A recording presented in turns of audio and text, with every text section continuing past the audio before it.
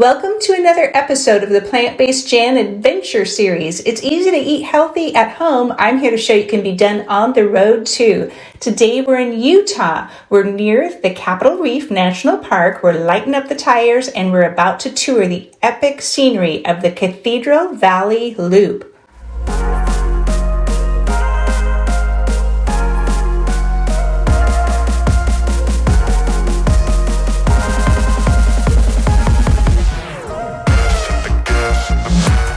This incredibly scenic 58-mile loop is a drive on dirt roads. It's also a dreamscape for geologists or any normal sightseers like myself. It's part of the Capitol Reef National Park that a lot of people don't get to.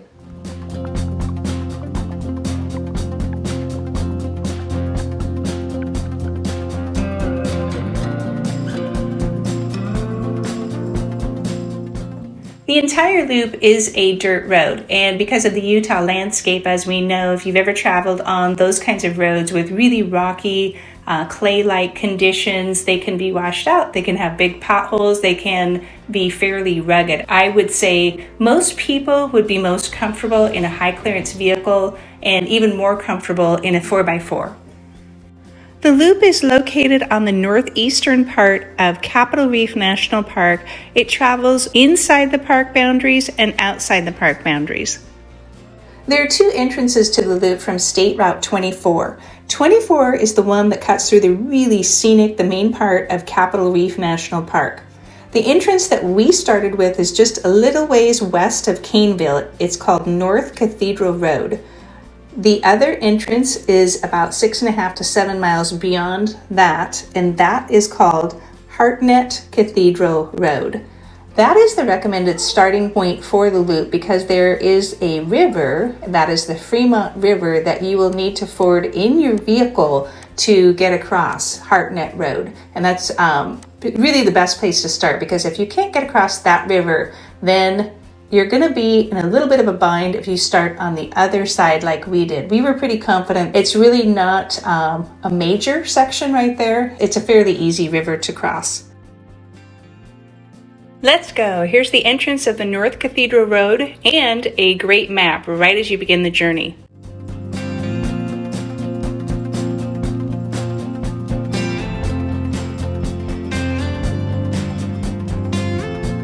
These Bentonite Hills are at the beginning and the end of the loop. Some of the layers are really pronounced, like layer cakes of red velvet and vanilla.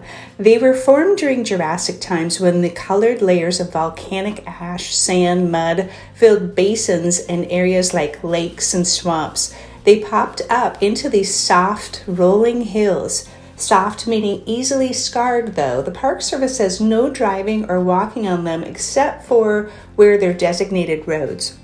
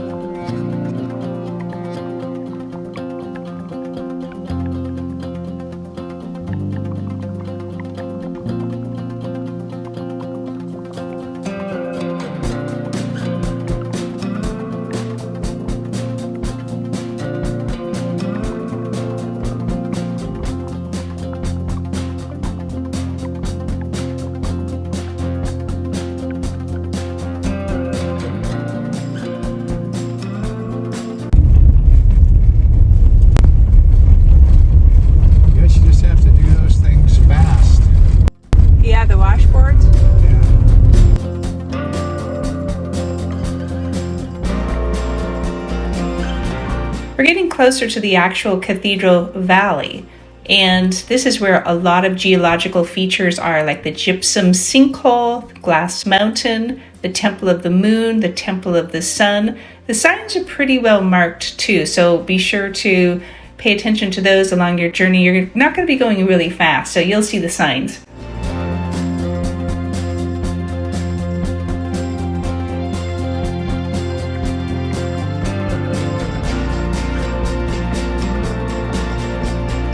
If you want to visit just Cathedral Valley, the valley itself, and see the geological features, and you don't have a 4x4, your best route might be to take the North Cathedral entrance where we did, and that way you're going to avoid some of the roughest 4x4 roads and the river. You would just need to turn around and backtrack the same direction.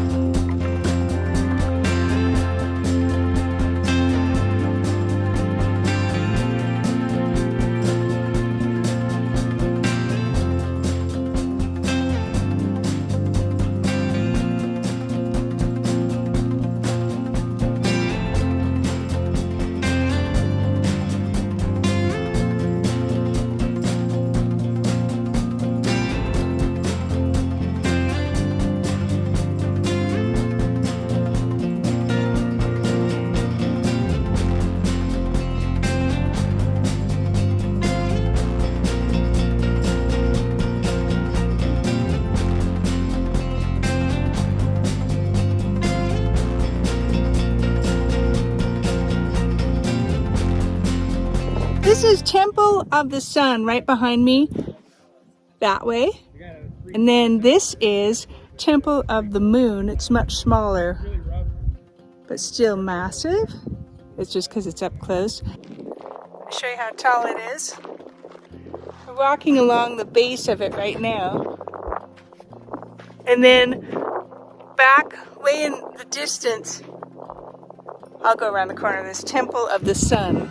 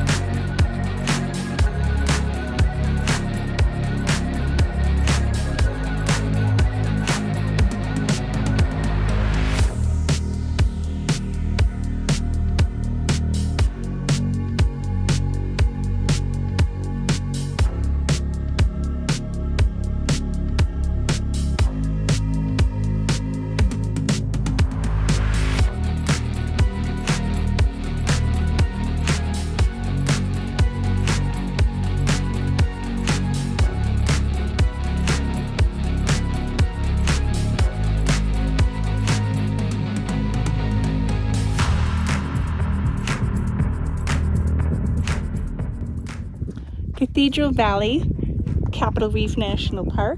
We are standing in front of Glass Mountain. This whole area is just a geologist's dream. So this is Glass Mountain. I take some close-ups of it for you, and then beyond that, perspective-wise, we've got Temple of the Sun out there, and then Temple of the Moon is that smaller one. This is amazing in the sun, as you can imagine.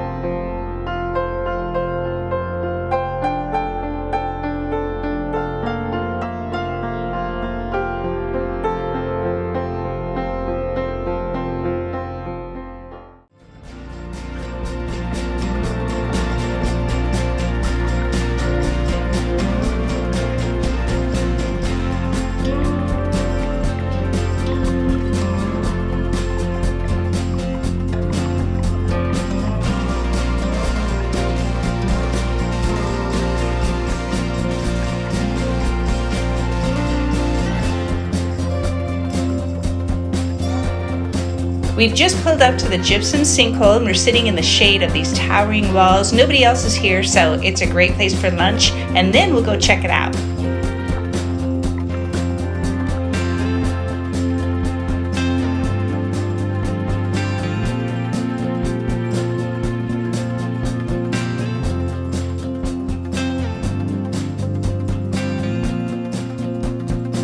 Another epic spot for lunch. I'm going to show you what I did for lunch today. So this is a potato salad, and what I did in the motel room was I microwaved some Yukon Golds, and then it's just a collection of everything else that I had left. So I have some chopped kale, some chopped parsley, some chopped sweet onions, and then all the pickled stuff, I like to save that. So pickles, capers, jalapenos, it travels so well. I throw it all into a jar. And by the way, if you have like carrots or celery or anything that's starting to, you know, maybe turn a little bit, just throw them in the pickled juice, and don't throw away that pickled juice, because then you stir it with, like I did, I brought some almond ranch dressing that I made. It's just basically almond flour and vinegar. And then anyway, stir that with pickled juice, jalapeno juice, and you've got this great dressing. So this is sort of like a potato salad that covers all the bases, uses everything up. And then I've got some peppers here. We like spicy things, and so we always have like little packets of hot sauce, things like that. But these are peppers. My brother gave those to me, and they're dried. I forget the name of them. They're smoky, and they go really well on potato salad or anything else that you want to jazz up a little bit. So that's what's for lunch today, and we are at the Gypsum Sinkhole, which we'll go check out in just a minute. And that was after the spectacular glass mountain, which is made up of crystal, which is right by the Temple of the Sun and the Temple of the Moon. And again, we're in Cathedral Valley. Here we go, the Gypsum Sinkhole. What do you think that is? Let's go find out.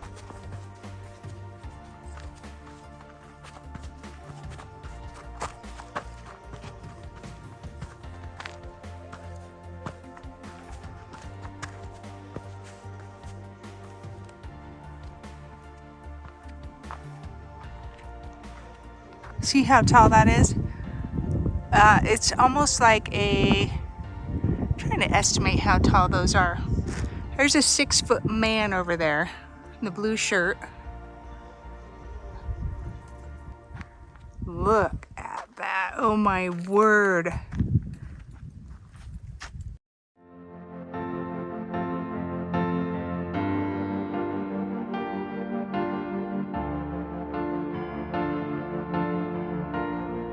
I'm going to show you a little more detail.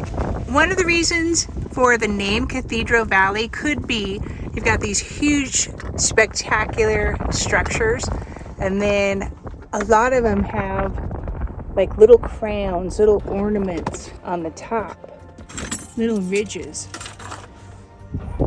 They're rounded, really cool.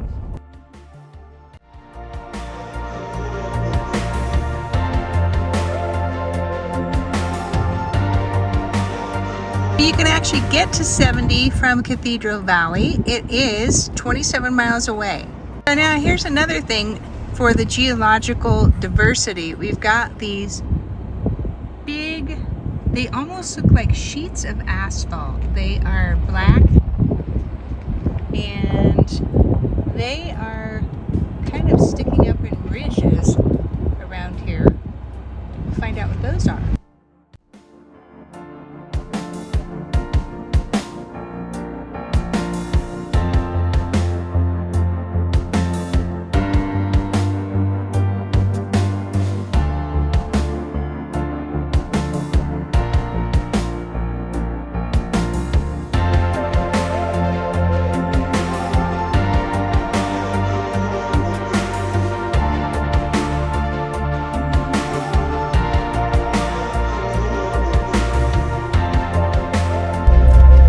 Descending up to Upper Cathedral Valley, and this is where the road gets pretty hairy. We actually came around counterclockwise, so I can see why a lot of people, we haven't hit this part yet, and you definitely probably want a 4x4 in here.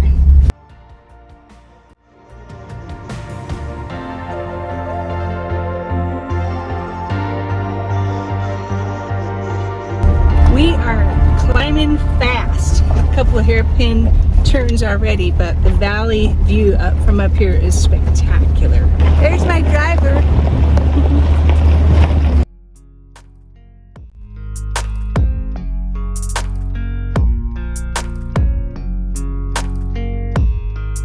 We stopped along the upper cathedral, and now we're looking down.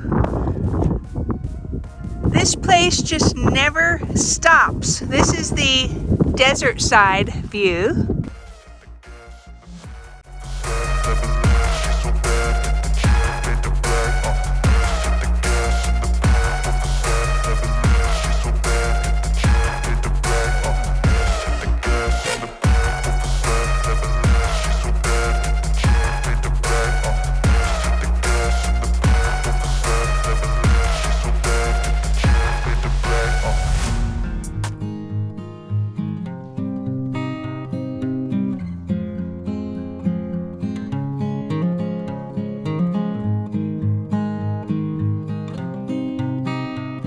You know those colorful hills that you see, the red and the white and the little green hills? We are actually driving right on top of them right now.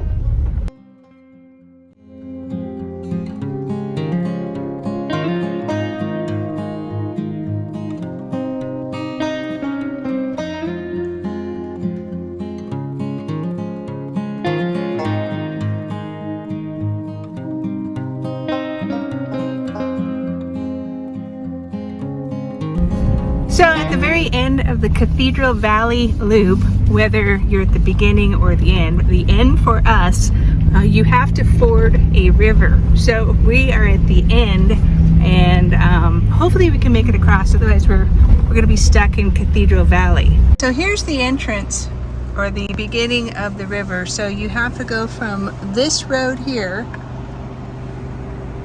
over there.